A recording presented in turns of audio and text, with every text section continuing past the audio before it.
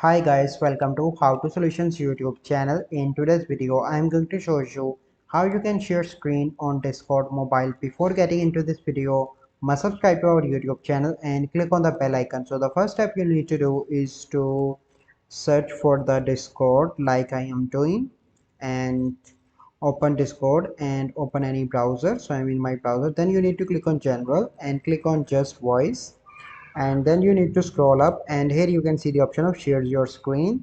And if you want to click on try it out, you can try it out because I am now recording a video, so I'm not going to use that. Once you click on that and click on try it out, you can easily share your screen with any of your friend on the server or with your colleagues as well. So this is a process by which you can share screen on Discord.